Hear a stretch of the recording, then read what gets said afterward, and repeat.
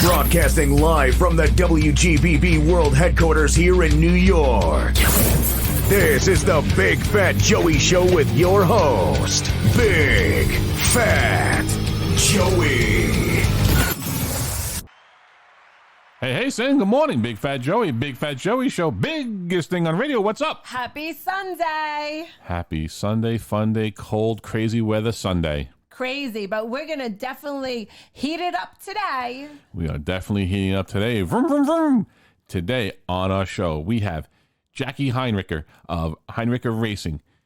Jackie was great enough to speak with us during this racing season. She's talking all about being a female owner of a race car team, as well as fielding an all-female set of race car drivers. It was a spectacular interview and very empowering.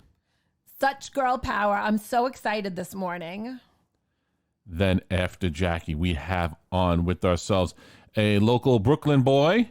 We have with us Ray Castronovo, a musician who, like everyone else we speak to, at least a lot of people we speak to, had to put music on the back burner as they got into adulthood, had to do the adult thing, get a job like we all do, and then finally came back to his first love, music. We're going to be speaking with him today and finding out all what he's up to. We're going to do our interviews back to back, everyone, because we are jam-packed. And right after Ray's interview, we're going to be hearing his latest song, Cute, which debuted on January 8th, off of his new album, Crossing Bridges, which is coming out in March of this year. So without any further ado, up next is our interview with Jackie Heinricher, A.K.A. Racer Jackie. All right, everyone, let's welcome to the line, vroom, vroom, owner of Heinricher Racing, Jackie Heinricher. Jackie, welcome to the Big Fat Joey Show. How are you? Oh, I'm doing well, and thank you for having me. Well, thank you for being on. I am super duper excited. You are the fastest person we've had on the show, I'm going to say. I agree. Wow. I agree. This is Cynthia. Jackie, I'm so excited to have you on. I love this girl power in the studio today. Oh, thank you, and I really appreciate that. It's great to be here, and I'm excited for the interview. And yeah, it's definitely all about racing. I saw a clip on you this past week on the Today Show. You're the only female owner of a racing team. Is that correct? Did I hear that right? I think there are a few other owners in different leagues. I do believe there is a female owner in one of the truck series. Okay. What I think the distinction is, I'm taking my team to IndyCar and I'm fielding a professional female driver. And in the 105 years of the series, no female team owner has ever fielded a woman. So it will. We're about to shatter history. Well, that's great, because you know what? I think all sports need to be inclusive, and I saw a quote that you gave that, in racing, the car doesn't know who's in it. It could be a guy or a girl. As long as you can drive, the car goes. And I think this is the only other sport I can think of off the top of my head might be horse racing, because once again, the horse doesn't care who's on its back as long as they're light. You ride the horse and you race around the track, or you get in a car, guy or a girl, and you race it around the track. And it's really equalizing that, anyone can do it. And if you have the skill and you have the right car, anyone can win that race. Yeah, that's right. I mean, I love that quote, and I add to that I hope the next generation will know, right? So, but it's racing, motorsports is one of the few major league sports where men and women can compete head to head, because truly the car doesn't know. Right. And there are a lot of, women who are coming up in the sport and those that are already highly qualified to go and compete at the level of IndyCar or the top sports car racing series, the WeatherTec Championship. and it makes it very exciting. But it is a challenge, and there are still very few women. It's still a very male-dominated sport. Now, how did you get into this? Like, how did you get involved in this? Did you always like cars, like growing up, or did you have, someone that you admired, or like, how did you get involved in it? I always like to say I've been a knucklehead most of my life. So I love skateboarding and skiing, and I've always loved sports. Late in my life, I got a chance to do a car program, and that led me to go to racing school, and that led me to start racing cars, which I did for several years. And I really started to recognize, and I'm also an entrepreneur. I founded a company, a biotech company. I started to see some of the women I admired in racing and see that they weren't being picked up. And I traded hats and decided I wanted to own a team, which at the time, at this level, there are no, women team owners. So I brought the first women's driver lineup to the WeatherTec Championship, the first time in its 50-year history to compete, and we finished in the top 10. Awesome. So it's been, and I really have just tried to keep plowing forward because I think using my entrepreneurship and my business background plus my racing background, helps me to be qualified to be a team owner. And so for the last 2 years, I've owned and run a race team. That's amazing. Well, also, and let's not forget, and I thank you for your service, you were also in the United States Air Force. Yeah, I was a medic. Much of my time I was stationed in Panama at Howard Air Force Base. Just a fantastic tour of duty. Really proud to have served.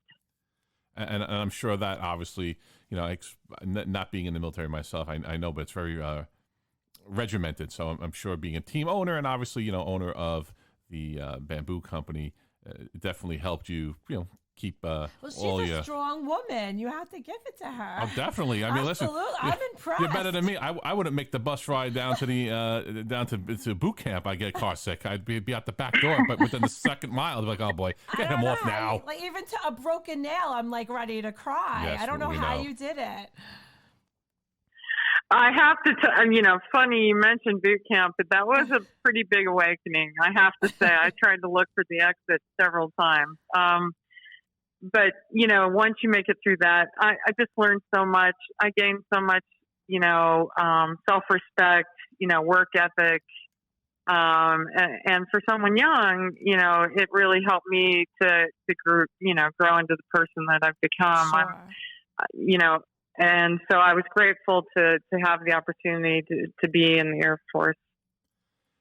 Now, I know we're speaking off air, and your father seems to be a big influence in your life. And I'm just curious. We're going to back it up a couple of steps. So you founded a bio company based upon bamboo, and you said you fell in love with bamboo when your dad planted some in the backyard. Give us a little background on how that came to be. My father planted a lot of stuff in the yard, and I was like, all right, that's nice. It's a nice plant. How did that come to be that you found bamboo such like okay, and it's a great product. It's great for sustainability. Yes, it is. It's funny. I mean, a lot of kids have memories of food or their binky or their imaginary friend. My earliest memories are of playing in bamboo that my father planted. We lived at the time in Cupertino, California. He worked for Shell. Very nice.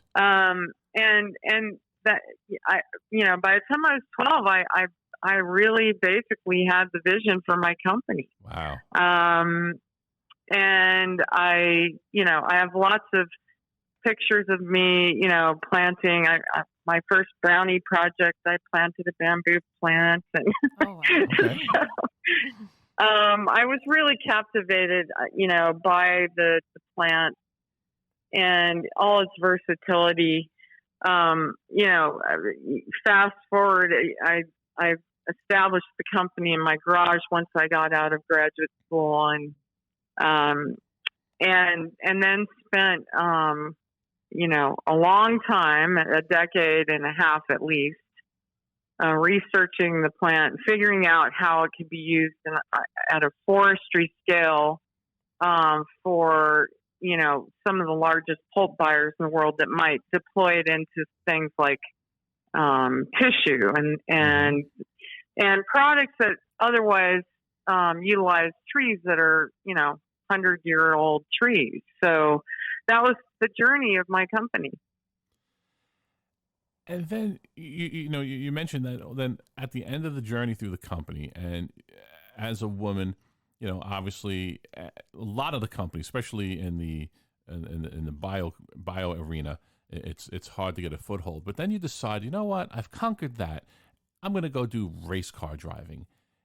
And I read that you went to Skip Barber Race School and you got your racing license, which a lot of people probably don't realize. First and foremost, you actually need a quote unquote driver's license, a race license to drive a race car.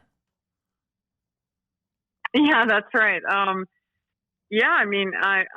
found myself while I was running my company going to Skip Barber Racing School, which confused a lot of people, but it was outside the box, and I realized that it was the kind of concentration. I mean, when you step in the car, everything fades away, right? So you have that singular focus. Racing's also taught me a lot, and so it's been a real amazing joy for me, exhilarating, hugely educational, and it's also science. I mean, racing is a lot about science. Everything about those cars is very technical. So it fit right into my, the way I'm hardwired. And it's been such a joy to do it. But yeah, it was kind of a, left turn, if you will, in the middle of my corporate life. And it's been a great one. It's something that I'm so dedicated to at this point. It's a wild ride. It definitely is, and as I've spoken to you off-air, I'm a fan of racing, and I didn't realize. And I realized it years ago. I was reading up on it. I was always wondering, they get those tires on and off so fast, and I didn't realize they actually glue. And you can correct me if I'm wrong. From what I read, they glue the lug nuts on to the new set of tires, so that's how they were able to go right around so quickly. Yeah, I mean, there's all kinds of amazing technology these days. Everything, and part of that equation is the driver change, for instance. Mm-hmm. We have 17 seconds to get a driver out of the car and the next driver in during endurance races. That's a challenge, and it's testimony to the athleticism of these pro drivers. Right, and the crews. I see, the crews hopping over the walls, dragging the jacks and lugging the equipment, and the guy with the gas can and the spill cup, and within seconds. It takes me that long just to get out of the car to open up the gas cap. By the time these guys have changed 4 tires, put new gas in, wipe the windshield down, and send it on its way. Yeah, I mean, the team is such a ballet act, if you will. Mm-hmm. I mean, Not one of us can do anything without the coordination of the other, and everyone is so important, and we believe in one another. And so, practice, but those guys in pit lane are amazing, and what they do is amazing, and it makes for an amazing effort, because you can't win a race without every one of those people involved, right? So, and also you have the engineers sitting up in the booth on pit lane, and they're monitoring every piece of the car, and you have the manufacturers monitoring every bit of the car. So it is a really fantastic, amazing dance of teamwork. No, it definitely is, and I wish they would highlight that more. One, the women aspect of racing, Absolutely. and two, just the all behind the scenes, because as you said, without all the other people who, from the pit crew to the engineers to the person who's in charge of, I mean, there's someone in charge of tires, and the someone in charge of the tools for the equipment. It's a really, like you said, it's a ballet. Without any one person, the whole show stops. That's right. Yeah, it's a shame that they don't. They need to. I'm glad you brought that up, and even the demographic of people that are race fans has changed dramatically. I mean, by now it's a 50-50 split between men and women who are fans. Unfortunately, only a fraction of a percent of marketing targets women who are race fans. So that's unfortunate, and it's a bit surprising in this day and age. But it is such a great thing, and racing. Would, I think highlighting these things would be really fantastic, because it would help those people who are already race fans or who are new to being race fans could see just that magic and could understand it a little more. So I like that point you've made. No, and I have a friend, her husband is a big race fan and got her into it, and they've been going now, I'm going to say about 15 years to the Daytona every year, because most years I wind up driving them to the airport. So that's how I know they go. Or at least that's what they tell me they're going. But they do bring me back shirts, so I guess they really do go. And she really loves it. And, they have some memorabilia in their home. They have a Kyle Petty fender, and they've got some tires, and I think they have a table made out of rims. They've got a couple of things. Really into They're really into it. They do enjoy it. And she likes the aspect as well that she's a big Danica Patrick fan, that women can race. There is no he's bigger than me, he's stronger than faster. There is no faster. Just get in the car. As long as your right foot works and you know how to turn the wheel, it's all about your skill. It's not about you being stronger or anything of that nature. It's just about the skills that you have. No, absolutely. I get so much correspondence from women who are major race fans and major car fans, right? And they love their cars, and they're as into it as the next person. And I think that demographic is being served in the market in racing for sure. Both on the driver athletic side and the fan base side. And for ads, they're missing half of the people who buy the products out there, because you don't really see, I'm a race fan, I watch the races, you don't see many ads geared towards women. You don't see sponsorships on the cars geared towards women, and half of the audience are women. Well, they go with their friends. Yeah, no, absolutely. It's so good that you've mentioned that, because I think what maybe goes through the minds of marketers in these large corporations is that, if it was, Secret or Dove, or, you could name off a lot of products, that are marketed towards women. I think that there must be this mindset that women are not involved in racing, so we don't want to go, support racing and market through that opportunity. We don't want to be live on NBC every weekend, seeing our car with our Dove soap going round and round. Or I'm not picking on Dove or anyone. No. Right. Or Victoria's Secrets could be on the car. That has been a surprise to me, to be honest. But I guess numbers speak louder than words in this case. So one of the tools I use obviously when I'm pitching is all of the statistics on the demographics of racing. So it's partly educating companies as to the potential. Yeah, no, definitely, because it's a cross market, and like I said, my friend says, how many other women are there at the Daytona? So obviously they're buying something. I mean, my friend, she drinks beer, so obviously she's paying for beer. I don't know, who supplies the beer at Daytona, but she's buying the beer, she's buying whatever other accoutrements are offered at the track. So yeah, it's definitely, I think it's a large segment of the population that they're missing. Jackie, I have a question. What was your first car as a kid, and what car did you really, really want?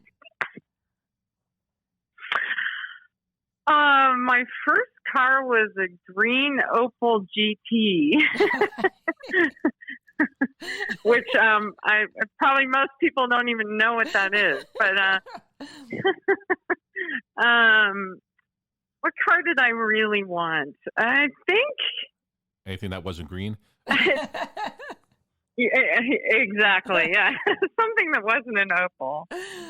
I think I wanted a VW Bug of all things. Okay. And when I graduated from college, my dear grandfather, Grandpa Ray, actually helped buy a Super Beetle for me for a graduation present. Oh, cool.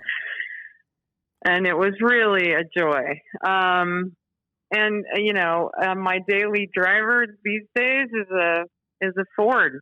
So okay. Well, it's reliable, right? It's definitely reliable.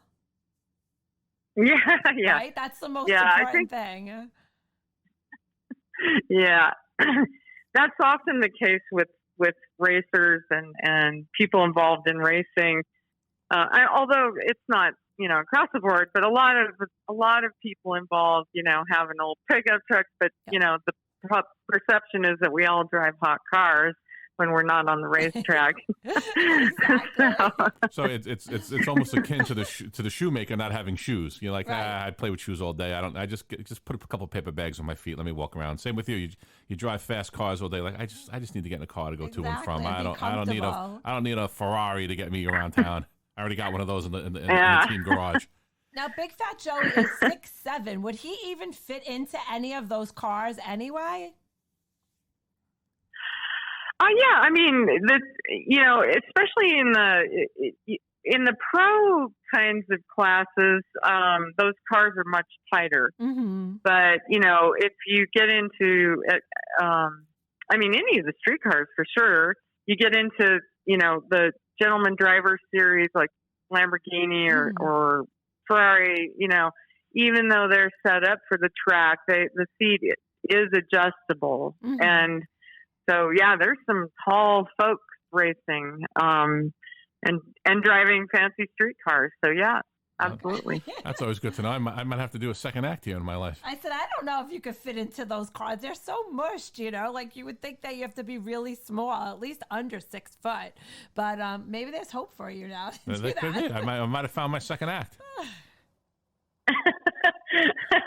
I encourage everybody to find as many acts as possible in their lives. Were you ever nervous, like in a race, like this might go bad, or so and so's in front of me and it's just not good? Oh yeah, I mean, so much of racing is mental, and your heart's pounding, and you're breathing hard, and your heart rate's up. I mean, my first car race of my lifetime, actual car race, was at Daytona, of all places. Oh, wow. Oh my God. So, I was extremely nervous and extremely wound up, and the thing is that if you think too much about who's behind you, who's in front of you, it takes your mental focus off just doing a really good race, a good, clean race. So as I say, a lot of it's just really mental, and you've got to overcome that. You've got to be able to just concentrate and do what you do out there. So speaking of overcoming, I understand, unfortunately, you're looking for a new sponsor. What's going on with that? Yeah, we are working for our 2021 race effort with IndyCar, and we are diligently working to find, support for my team and my driver for the 2021 race season. And the last 2 seasons I've raced IMSA with sponsorship, which is the WeatherTech series, which is the sports car series, and I'm moving over to the IndyCar series. Mm-hmm. And so it's a big deal, and we're going to make history. And we welcome any and all support for what we're doing. How can people come out and support? What can they do? Well, if you're a company and you're interested, we obviously need sponsorship, so financial support. If you're a fan, we would love to have you at the track. We'd love to have you follow the team. All of our social media is Heinricher Racing. Our website is heinricherracing.com. You can connect with us that way. So we need, champions, and that's what helps us. Well, I'm definitely sure people out there, they see the value in what you're doing, and what you're doing is great work, because you're getting out there in a field dominated by men, and you're bringing together a superior team of women who, and we said it early in the interview, the car doesn't care who's in it. Mm-hmm. If you can steer the wheel and it's only left, there's no right-hand turns in racing. So as long as you know how to, your left from your right, and your right foot is kind of heavy, you should be good to go. Yeah, absolutely. And it's exciting what we're doing. I am personally working as the owner of Heinricher Racing to be that change and to bring diversity and inclusion to pit lane, right? And it's just fantastic to watch, and it's really going to be a tipping point for the sport. And I'm really proud to have a part of that and to be, working so hard to make it successful. Well, I know you will, because anyone who's come out of the armed forces, doing biotech, I mean, these aren't little things you've done previously. So to me, I see racing as like, you'll get that down lickety split. But speaking of getting down lickety split, I got Sin licking her chops over here because she wants to play everyone's favorite radio game, This or That. Are you ready? Jackie, let's play. Okay. You're gonna pick the best answer, okay? Let's do it. Okay, Jackie, I think I know the answer for this one because we were just discussing it. Is it Herbie the Love Bug or Cars the movie? Oh, Herbie. Of course. Hot Rod Magazine would you be on the cover of, or Vogue? Oh, Vogue. Do you enjoy wearing heels or driving shoes? Driving shoes, for sure. Drive-in restaurant or sit-down meal? Oh, drive-in. Fast and Furious or Driving Miss Daisy?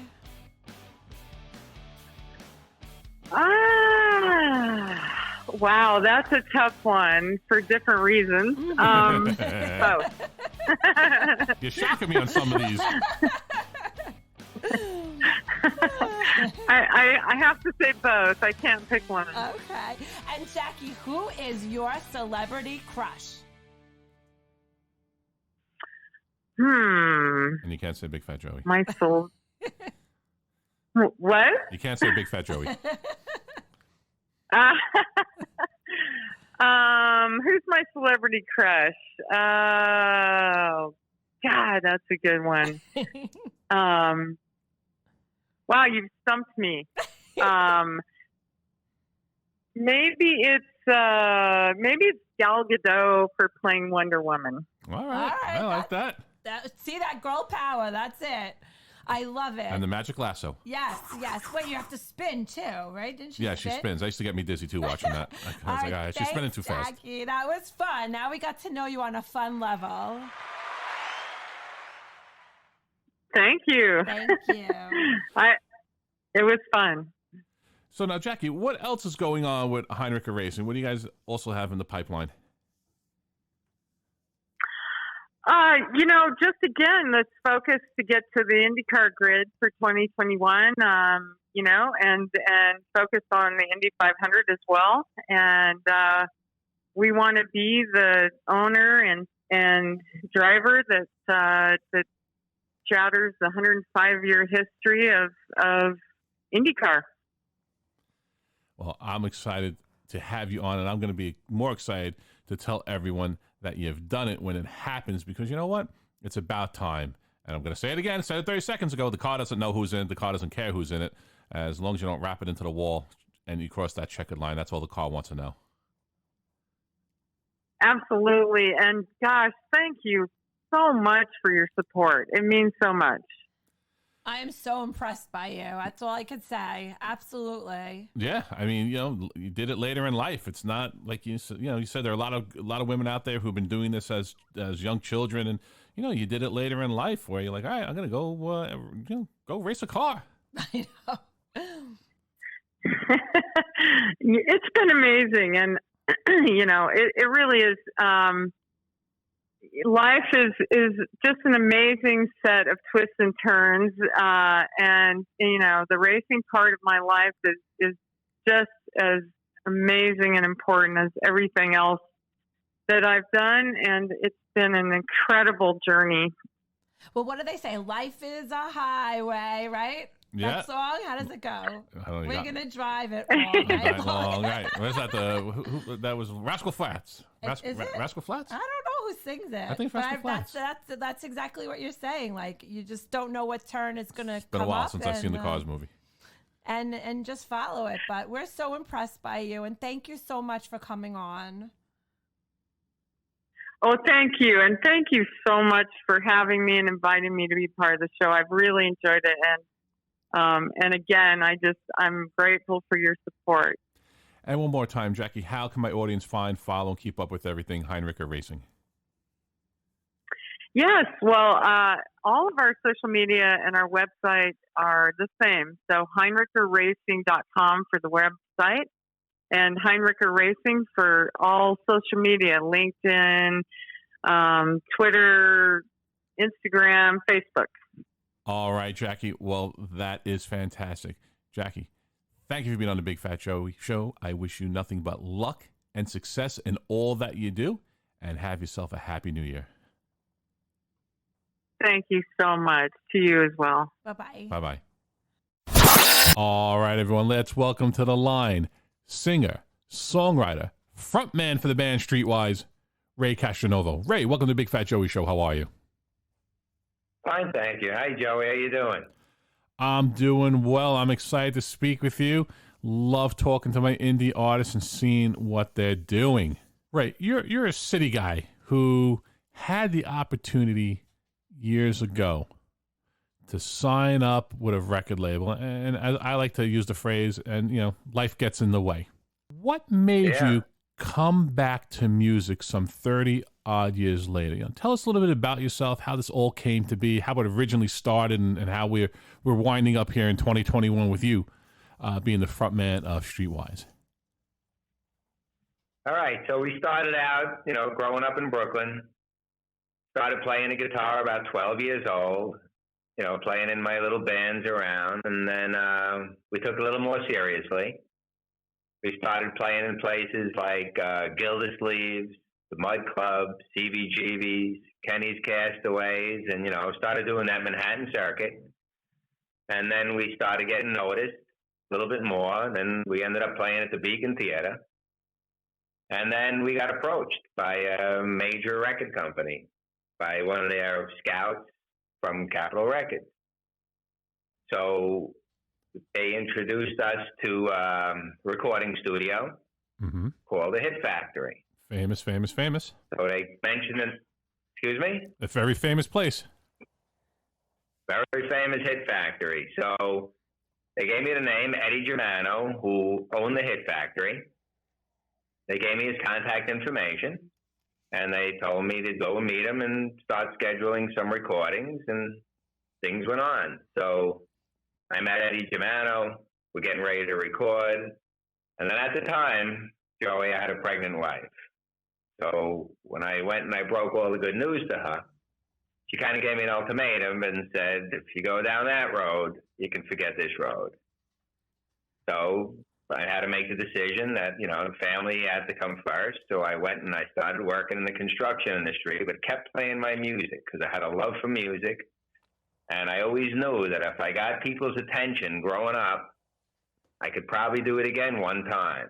So as years went by, I also had a second child. I have a daughter who's, she works with my construction company now. Okay. And kept playing and kept working. So about 5 years ago, I bought this building in Riverhead, and on the third floor, it was like a ballroom. And we didn't need it for the construction company, so I said, I'm going to make that my rehearsal studio, and I'm going to try to get as good as I was or better, and then I'm going to reach out to the people again, to the record company and the hit factory, and see how it goes. So I reached out to them, and they welcomed me with open arms. And first, they wanted to hear some clips of the music I was writing. Okay. And then they wanted to meet me in person. I guess they wanted to make sure, I still had all my teeth in my mouth. They wanted to make sure that, I was keeping myself and I was able to carry on. So I went into the hit factory first, and I spoke. This is what I did first. I went and I tried to look up Eddie Germano from the hit factory, and I found out that he had passed away. Mm-hmm. Then I reached out to his son, Troy Germano, and and Eddie Germano gave me, when I told him that I wasn't able to go and I wasn't going to record anymore, we hit it off, and he gave me one of his cards and some other paperwork, and he wrote on it. He said, Raymond, you ever need to come back, and you ever change your mind, look me up. So with that, I took pictures of that stuff, and I sent it to his son, Troy. And my daughter says to me, Dad, you see the clientele that's at the hit factory? He's going to hit delete as soon as he gets the email. Right. I said, Cassandra, it's okay. Let me go and try it anyway. So come that next Monday, I get an email back from Troy Germano. And he remembered, and he said, I told my wife that this guy had to be with my father.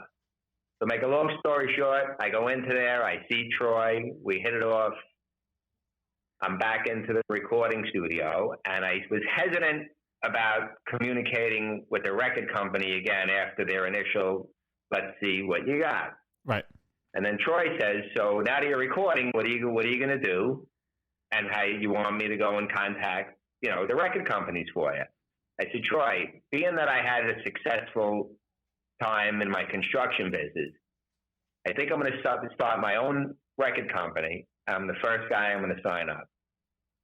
So we did. And the name of the record company is called Dayquest Records, which now, after a year and a half of being in the recording studio and creating a relationship with Troy Germano, he now wants to be involved with Dayquest Records himself. And from here forward, once this cleans up a little bit, the COVID, we're going to start looking for talent. But in any event, once we finish this album, I said, I'm going to go reach out and talk with some PR companies and see how I can get it out and market it. So I put together some really hand-select musicians, Joey. I got playing with me, our bass player toured with Chubby Checker and Irene Cara. Okay. I have a guitarist that's toured the world, and I have sax players and backup singers that are real professionals. And I put these ingredients together because we're good players, good writers. So now we're starting to get the attention again from the outside. We as you know, we released our first song last week, and we're getting the momentum going. We already made it to the cover of 3 magazines, and we're giving it our best. So they know that, and my daughter knows that I'm kind of stepping away from the construction business now, and I'm going to start getting more into the music business, and I want to start playing again, and we want to start putting on our shows when all this, starts to clear up and you can gather together. And it's great that Troy honored, his father's wishes, so to say, that, Dad gave some information and said anytime you want to come back, and you're coming back, 20, 30 years later. It's not like you're coming back a year later. That it was very nice of him to at least look into it and see exactly who you are and what you're all about. Yeah, we created a relationship. We're still friends today. We speak almost 2 or 3 times a week, and and actually we're going to start recording our next album come beginning of April. We're writing all new music now because we want to be prepared that we have 10 songs on this album. It's going to be released one song, another in about 2 weeks, and another song a month after that. And then we're going to start to release the album and do some live streaming in some theaters so people can get to see who we are. Well, you mentioned before your first song came out, Cute, it dropped on January 8th. What's Cute all about? So Cute's all about, it's almost like it has a sound that almost came out of a Grease movie, and it has a little bit of today's pop spice, and it's about a guy that thinks a girl is cute as she's dancing on the dance floor. Okay. And he's going to approach her and ask her if she wants to dance, and then the song carries on, and it has a real good dancing vibe to it. Nice. And you know what? And I always say this, music transcends everyone. Not all music's for everyone, but I don't know anyone who doesn't like some sort of music. And I'm a fan of the movie Grease. That came out when I was young, and I still watch it to this day. And a lot of those great songs. And you mentioned you have one of your band members who played with Irene Cara, Chubby Checker. These are great people. These are hit makers and legends in the music industry. Yeah, and Joe, the bass player, he has some way about him. And it's funny too that now he's Chubby Checker's bass player. One of our remake songs is going to be the twist in both versions. So we're working on that. I can't wait to hear that. You got to come back on when that comes out. Right. Now, your album that all of these songs are on, Crossing Bridges. Now that's coming out sometime in March. What I guess in a nutshell is the album about? What's the theme of the album?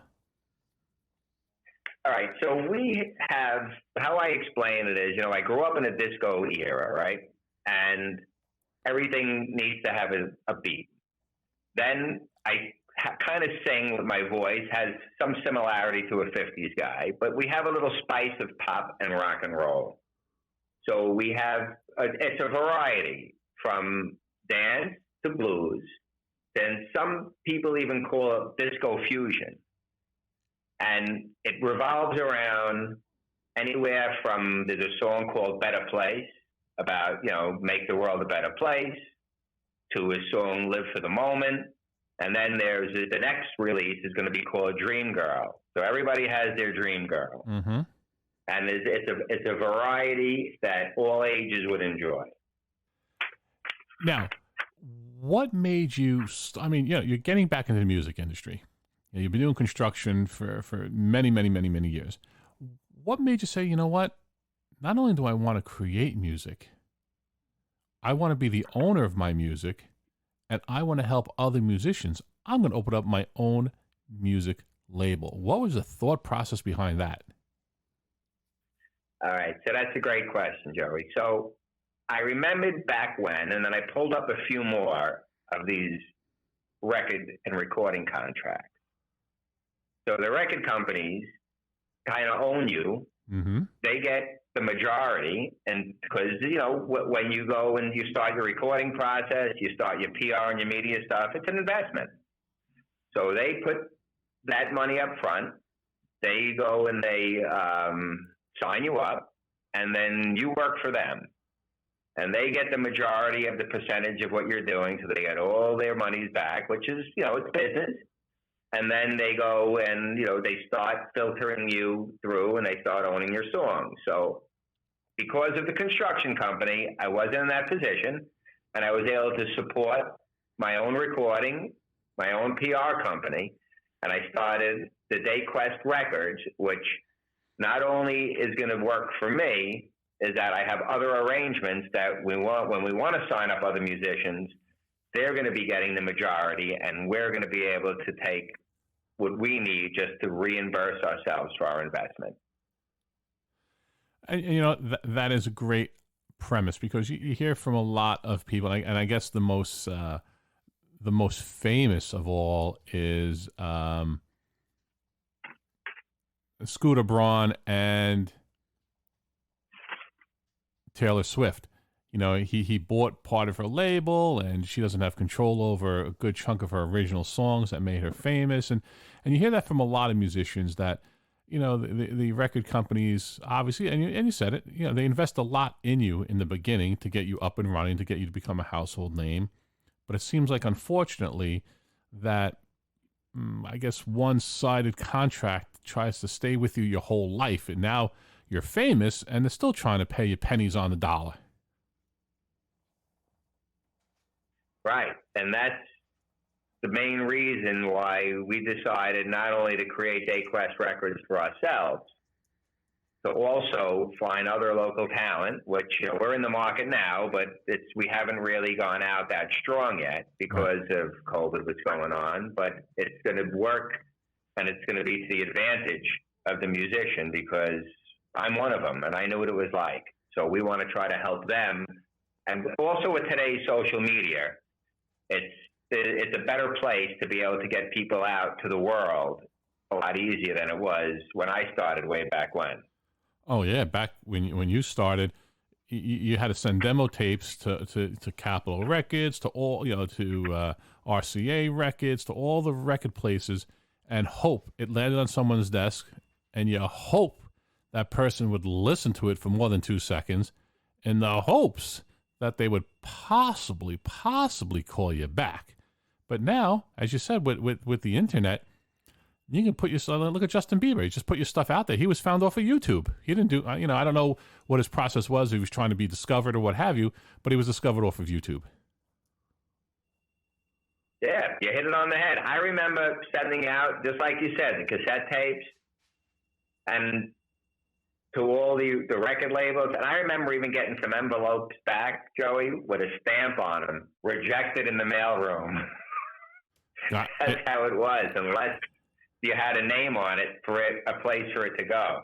It didn't even make it out of the mailroom. Oh boy. Right. That's just crazy. Well, you know what?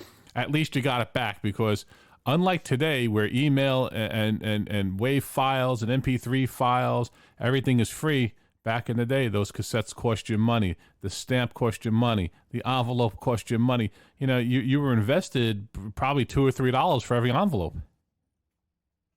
Yeah, 100%. And recording then on a 32-track tape, I'm sure you remember what they were like. Yep.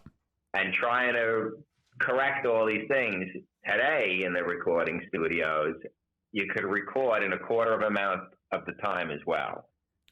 Yeah, I have a reel-to-reel, and I show my son. When I went to school for all this TV, video, film, blah blah blah, everything was spliced by hand. You had the little white tape that looked like corrected tape, and you play with the reel. Well, you had to find the sweet spot where you could cut it and splice everything. Now, hit of a couple of buttons, it's all edited for you. Oh my goodness! When I watch these engineers in the Hit Factory on how they find things and duplicate and take their notes, it fascinates me. It really does. Yeah, and you said a lot more gets done a lot quicker, and nowadays with the ability to manipulate the sound, they can make a dead cat sound good on the radio. When you and I were growing up, if you had to have the talent, because there was only so much they can do back then. But now you can make anyone sound good.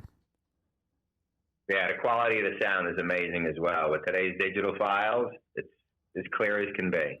But you know what? I do miss a little bit of that, snap, crackle, pop. When you play a record and you hear that, you hear the grinding of the needle a little bit and a little pop. I do miss. I sometimes find that today's music is too clean. There's no one is that perfect. It doesn't sound that good, I'm sure, when it came out. You don't hear any of the strained notes. I don't know. I like listening to the music from when it was, put it on a disc, on records where you hear a little more of a little more tactile feel to it. Yeah, that adds a lot of character to it too. Right, I remember that. Yep. It definitely adds a lot of character. So now you said you have a couple more songs dropping in the upcoming weeks. What made you put these songs together? What decided on, what? Because I'm sure you have more than 10 songs in your repertoire. How did these 10 come together? So there's another song that, for Dream Girl, everybody has their Dream Girl. Right. There's another song that's coming out. It's called Fighting the Dragon. And when I was hanging out in the hospital in Stony Brook, I decided that I wanted to go down to the 5th floor and see these kids. And the kids were on the 5th floor. So I tell this story before I play this song. And this little boy comes up to me. He must have been about 8 years old, Joey. And, you could tell he was struggling. He had no hair on his head. Mm-hmm. And I said, "So how you doing, kid?" He goes, "Mister," he said, "sometimes I feel like I have these dragons inside of me. And sometimes I feel like they're breathing fire." So that just touched me. And I mentioned to him, I said, "Keep fighting, kid, because we all have our dragons in us, and they're all breathing fire, and we're all fighting them." So I went back upstairs, I sat with my father, and I wrote a song called Fighting the Dragon. And it's really neat. It just explains how that whole way that we all have our dragons, and we're all fighting them every day, and we're all just, keep going. We have another song called Low Tide. Low Tide was based around, some people struggle financially, but right. It's not about the money. It's about the quality of your life. So it's sitting here watching the tide go down. I'm going to smile. I'm not going to frown. It's just having a good time, making your quality minutes on this earth as happy as possible, whether you have money or you don't have money. Because I grew up, my parents are from Sicily, and we struggled. I was actually probably classified as being poor, but we're always happy. We always had a good time. Yeah, just because you don't have money doesn't mean you can't be happy, have a good time. As long as you make the best of what you have, and most likely you didn't know any better. You didn't know what it was to have money, so one of those things you didn't know what to miss. So all right, this is what we have. We're having pasta again tonight. I guess that's good. I'm eating. Let's eat. You didn't know what steak was or prime rib, so you didn't miss it. Right. We got another one that's coming out called Boxed In Blues, and it starts out. As we're playing the beginning, it starts out, and I say it, "Hey, anybody out there ever get stuck in traffic? Then you know what it's like to have the boxed in blues." And then you hear the traffic signals, the traffic and the horns blowing and everything going on, and then we kick it in. And there's nothing like New York traffic, nothing like looking at your GPS, 4 miles, 45 minutes. Really? 45 minutes to go 4 miles. Right. You got to be kidding me. Right. That is New York traffic. Well, you know what, Ray? It sounds great. You and your band, Streetwise, and your record label, Dayquest Records. You seem to have it all together. You're working with the Hit Factory. These are things that need to be done, especially with the indie artists, because, as we said, it's difficult out there. It's difficult to get your music out and get known by other people. What else do you have in the pipeline for us down the road? So right now, the album's coming out, and then we start recording again in April, and we'll have some new music coming out in around probably July, August. We're going to be doing some live streaming just so people can see us and get a feel for how we will put on our shows. And then hopefully by the summertime, we'll be able to put on live shows. We'll see how it goes. From your mouth to God's ears, yes, we need to get some live action going on, some live shows, some live sporting events. Just to get out of the house, go mingle with other people. I miss waiting online. I miss having to stand at the counter to wait to be tended to next. I miss just going out and doing my routines and coming home without having to take a shower, wash up, squirt everything down that I just bought. It's a whole nother job. Yeah, it's a whole nother job, but it's the cards we're dealt now, and we're going to figure it out. And soon, before we know it, we'll all be able to shake each other's hand. We'll be back bigger and better than ever. All right. Well, Ray Castronovo, singer, songwriter, and frontman for the band Streetwise, thank you for being on the Big Fat Joey Show. I wish you nothing but luck and success in all that you do. All right, thank you, Joey. And if anybody wants to do a following, we have Streetwise NY on Instagram. There's a Streetwise Facebook. Our website is streetwiseny.com, and we're here to make people happy. All right. Well, Ray, thank you very much. I appreciate you being on the Big Fat Joey Show, and we shall speak soon. All right, thank you, Joey. Have a great time. You too now. Bye-bye. Bye.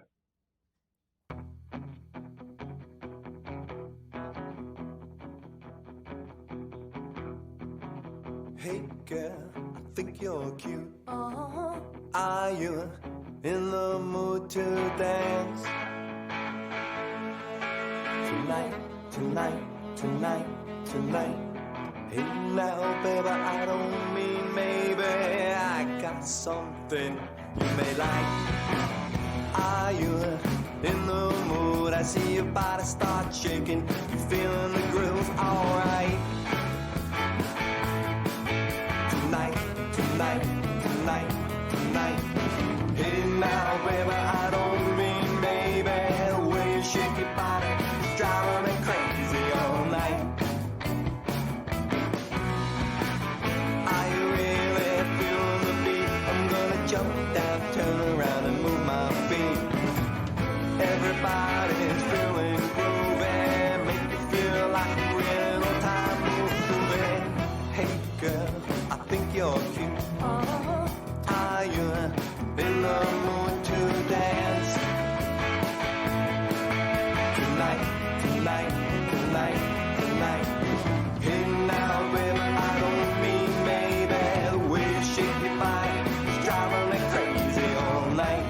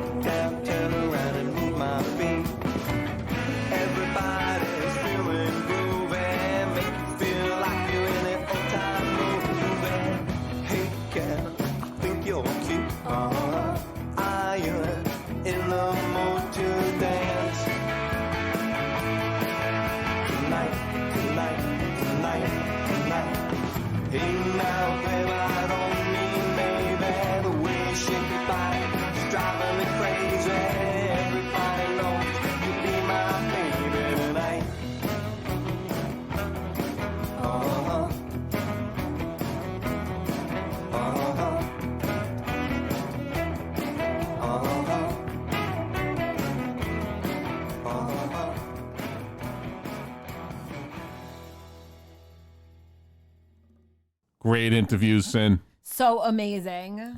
And I'm loving Ray's new song. You know what? These people, all the people we get on our show who, they've changed their lives to do, different things. Jackie got into car racing later in life. Ray went back to music later in life. It is just so inspiring. Great interviews today. Well, you know what? Like I said before, we are jam-packed, everyone. Make sure you follow all our guests online and on Instagram. And it's once again that time of the day, tick-tock, tick-tock. This is Big Fat Joey. Big Fat Joey Show. Biggest thing on the radio here with Sin. Reminding everyone to make every sandwich count. Peace.